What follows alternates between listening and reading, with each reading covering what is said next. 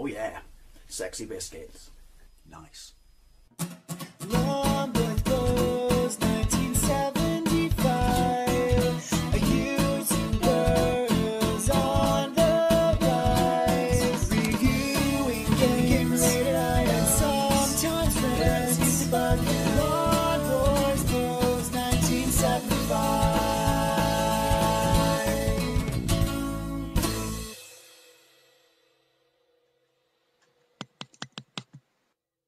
Hey YouTube, Longboys Post 1975, and welcome to the weekly vlog.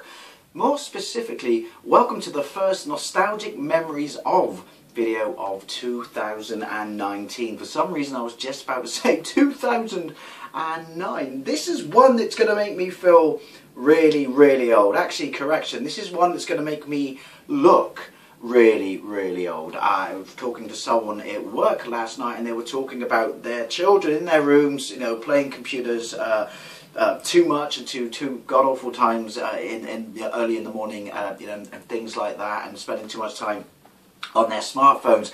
And it got me thinking about one of the biggest deals. Well, you've read the title, you know, memories of my first TV in my bedroom as a kid. But yeah, it got me thinking about one of the greatest, I want to say, freedom-giving moments as a kid. But if you stop to think about it, it's really almost like incarceration and self-isolation, isn't it, when you get a TV in your room? But, you know, things these days kids have, and I don't want to sound like one of those, oh, kids, you don't know what it was like. But I'm going to be honest, right? Back in the day, 3 channels, closed on Sundays, you know, things like that I still think are brilliant. You know, we take things for granted now, you know, like 24-hour television, 24-hour opening, things like that, you know, on-demand TV, Amazon Prime, Netflix, you know, pick what you want to watch, when you want to watch it, every episode up at once, no waiting, you know, weekly for the next show to roll along. Hundreds of movies, and good new movies, not like, you know, back in the day when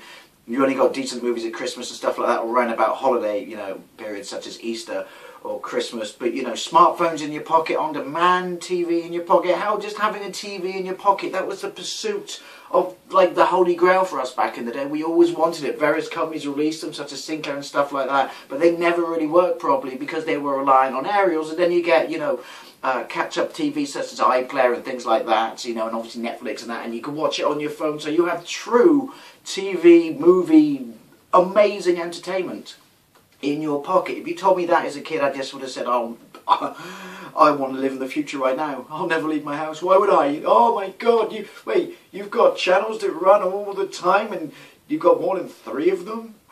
Pinch me, you're talking rubbish. That's some sort of Terminator-based future. It really does warp and blow your mind. But to me as a kid, like I said, one of the biggest, most mind-blowing and great moments ever was when your parents let you have your own TV. Now, I think I had mine, first of all, the one that was given to me, because I ended up buying various ones myself later on for the video game consoles I owned, but this isn't really as such about that. I may touch upon them, but you know, my parents eventually let me have one in my room. It would have been a black and white one, but that was more than enough, and obviously both my brothers. But anyway, let's give a little bit of history of how TV worked in the Wade family in the late 70s to early 80s. Now, we were very lucky because of my dad owning his own garage, you know, and obviously the people he would meet along the way, and people he would do, you know, like cars he would repair and stuff like that.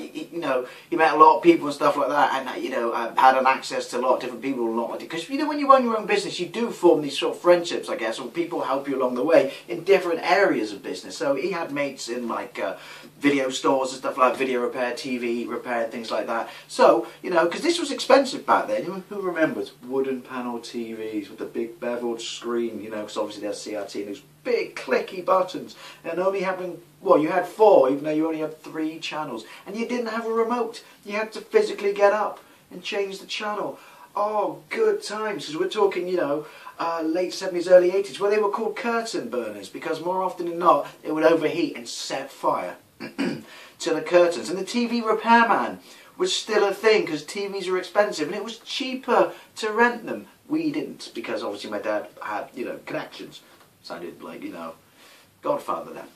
So we were lucky, we had 2 TVs. There was one upstairs, I think it was a portable colour one in my parents' room. We were not allowed to watch, apart from very rarely, such times at Christmas when stuff was conflicting. And we had, I don't know, was it 28, probably an 18-inch big fat Ferguson downstairs. And TV viewing in our house was a communal thing. It really was. It wasn't so difficult to argue over who would watch what as such when you only had 3 channels, because Channel 4 didn't kick in to 1984, and I still remember when it did. What a big deal that was. How I remember years later in 1997 when Channel 5 kicked in, what a big deal that was, even though we already had satellite TV. But satellite TV is a nostalgic memories of video, excuse me, for another time. So things like, it really was, and we were very, very young.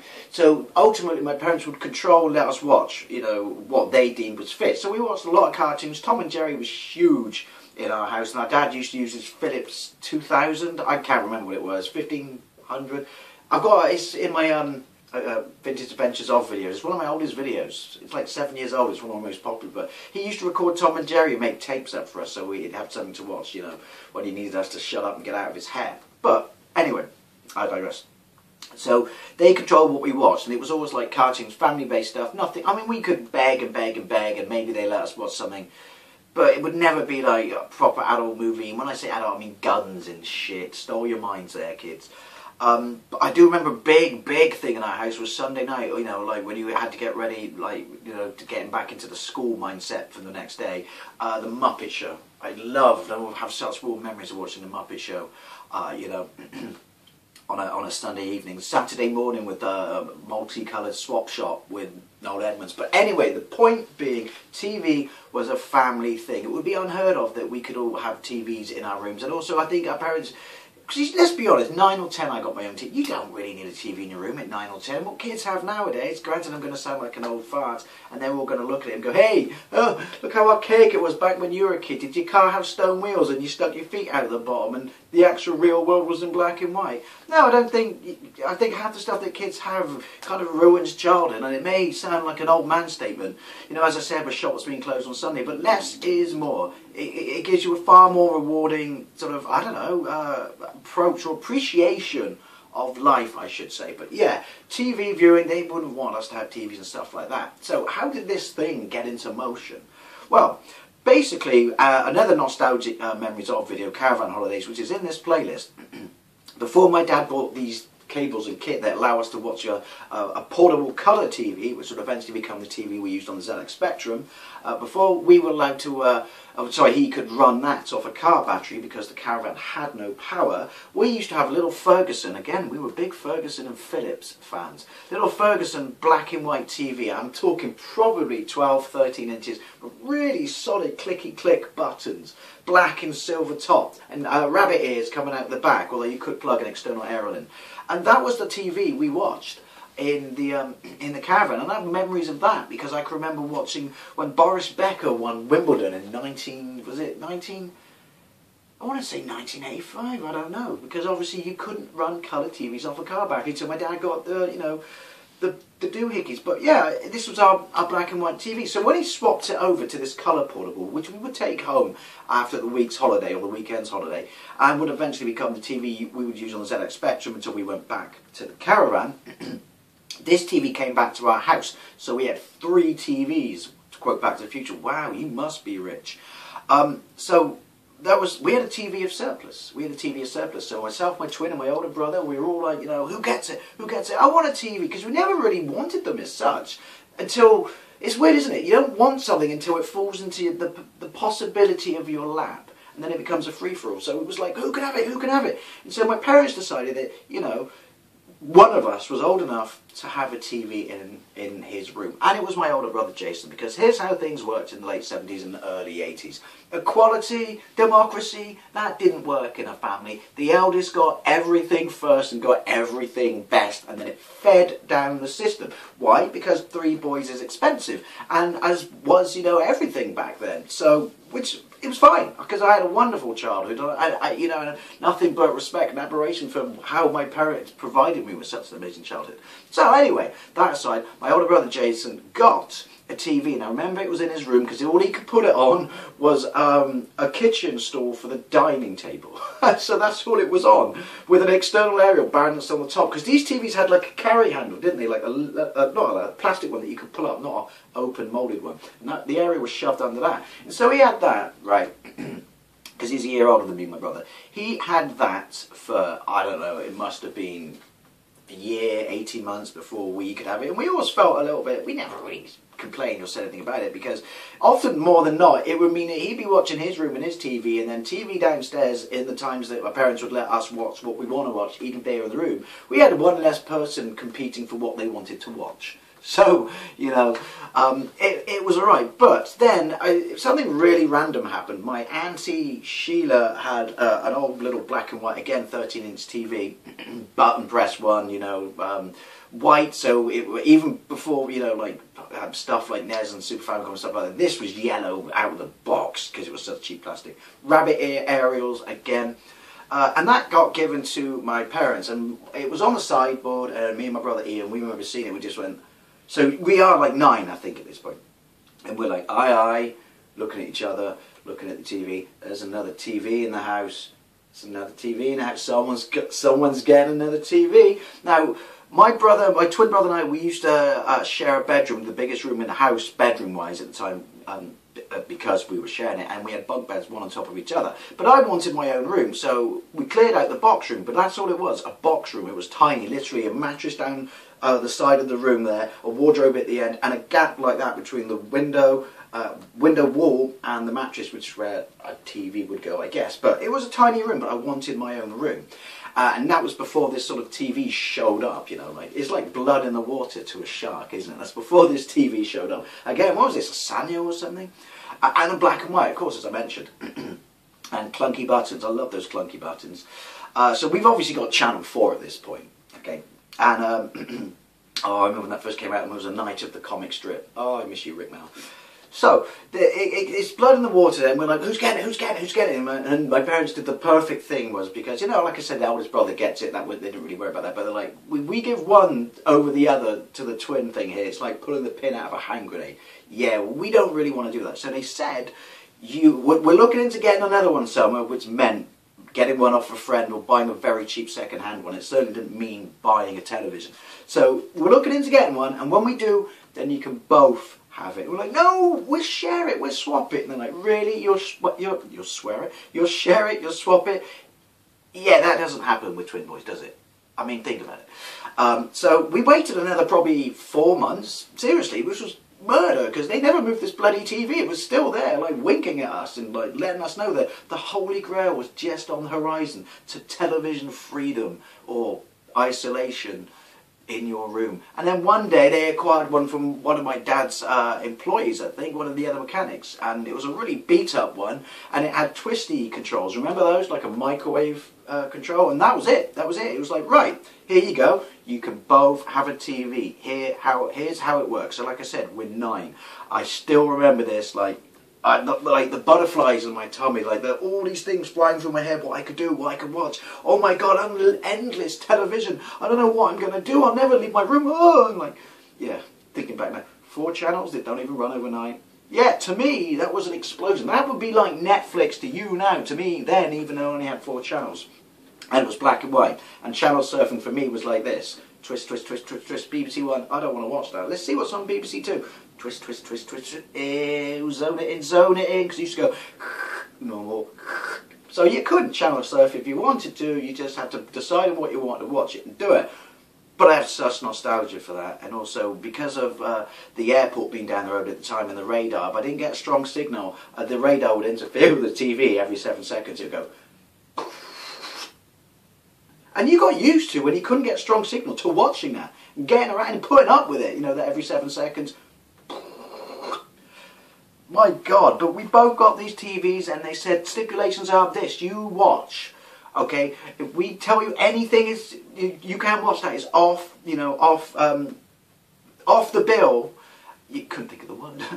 You don't watch it, okay? Okay, we will let you watch what we want you to watch. And although I can't actually think of any time they intervened and said, you can't watch it. So that was it. That was this amazing moment where my bedroom became my fortress of solitude.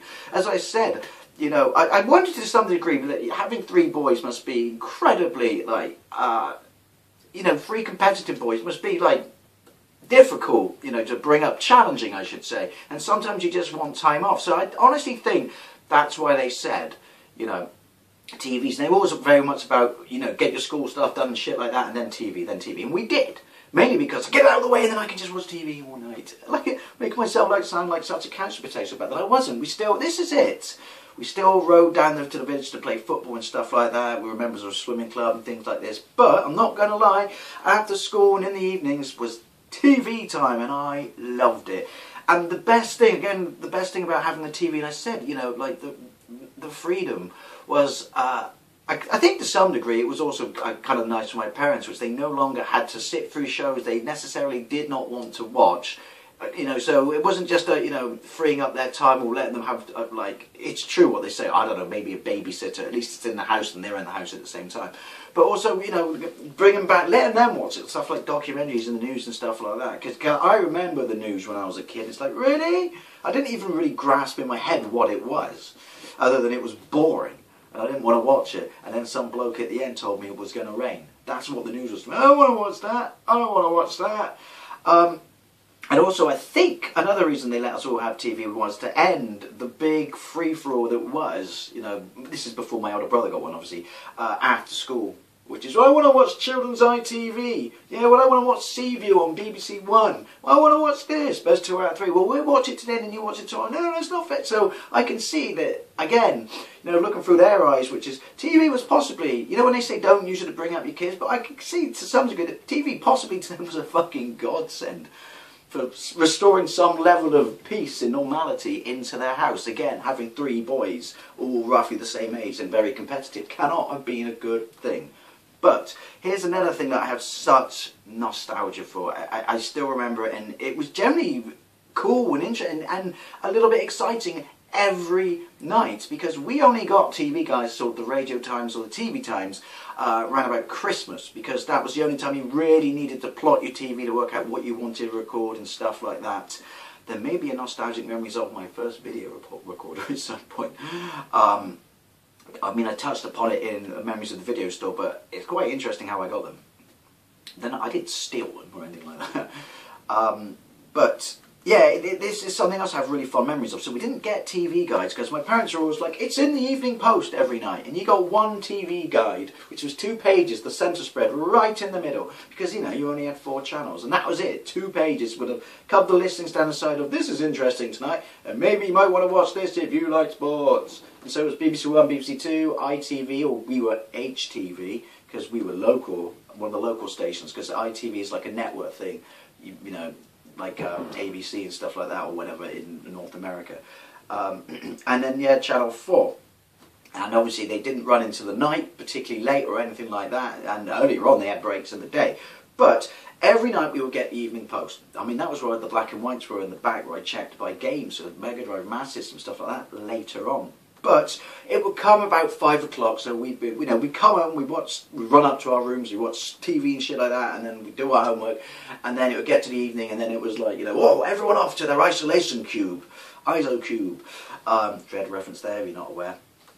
And yeah, it was, you would sit there and you would fight, again, because we were like 9, 10, maybe 11, we're not at secondary school at this point, or high school, so we would fight over the paper, which is because it was like planning your viewing, because my parents were like, why would you want to know what's on TV more than one day in advance? So every night, but looking back upon it, it was epic, because you would go through it every night and go, right, well, BBC One, 6:30 is this, and then if I go to ITV, 7:30, and you would work out this thing, because, you know, well, me having to crack a safe every time I want to watch something, you would really make sure that you want to watch it, and preferably sacrifice one show for another show, knowing that you could get a decent signal as well, because the airport was bloody murder until the digital age.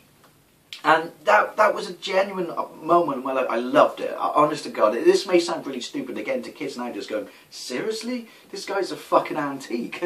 But as I said, less is more, and I have such fond memories of getting my own TV. Like I said, TV freedom. That's an odd statement to make when you say it like that. And then also being able to plan my own viewing. Then obviously as I got older, I ended up wanting my first colour TV, and then we're getting to when I'm 12, I think, 11, possibly just about 12, and I wanted a colour TV because this was not just about to buy my Sega Master System.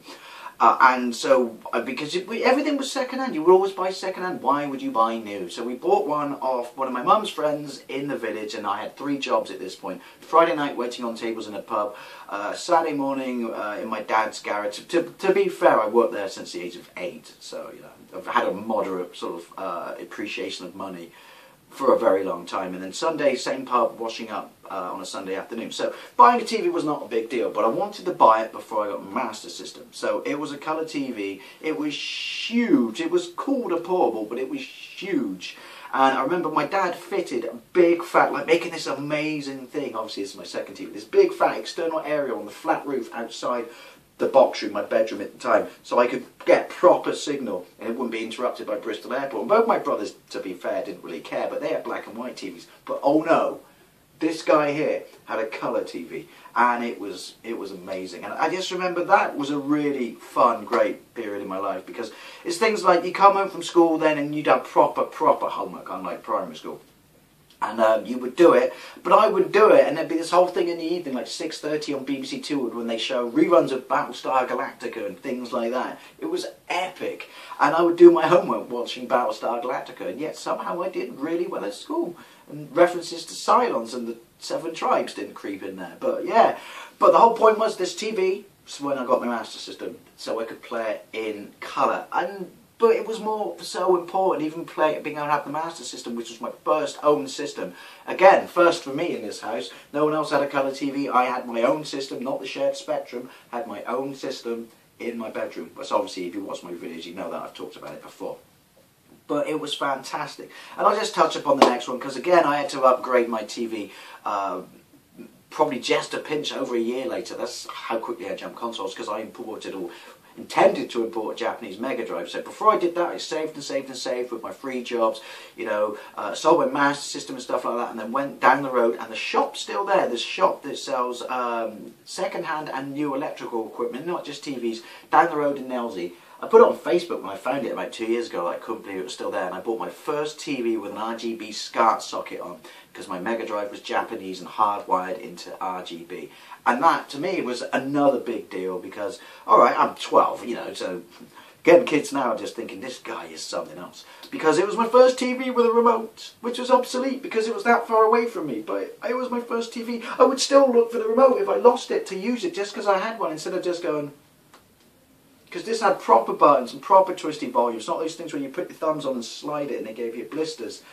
So, and that was the one I used on my Super Famicom, so they were brilliant, you know, and eventually I got a 20-inch TV, which was considered big back then, but, you know, it's weird, I was just nostalgia for it, just the game bit aside, just the fact that it was colour, but before that, the first black and white TV in the sense of complete TV freedom, or as I said, technically isolation, being able to pick what I want to watch, when I watch, without having to fight, squabble with other people, and deciding it myself from the black and white ads in a newspaper. My first TV, to me, like I said, is Netflix to kids these days. It was, you know, it was like a smartphone in my pocket for entertainment. It was absolutely something else. And I just had to share it when I had this conversation with someone at work, and they were going on about, you know, what they're fed up with what their kids do in their room, and I just thought, well, yeah, they've got a lot, but, my equivalent memory to that was my first TV in my own bedroom. So this may have seemed a bit of an odd one, but I'm sure if you're my age and my generation, you remember such limitations and restrictions, you know, especially with TVs and things like that, and you must have somewhat similar memories, unless you never had a TV, in which case, why? Could you not afford your own? Were you not allowed your own? Were your parents, they couldn't police it? But yeah, it's kind of a funny waffle there, but as always, I'd love to know what you think. You know, if you have any memories of this yourself, and thank you very much for watching. I'll see you later.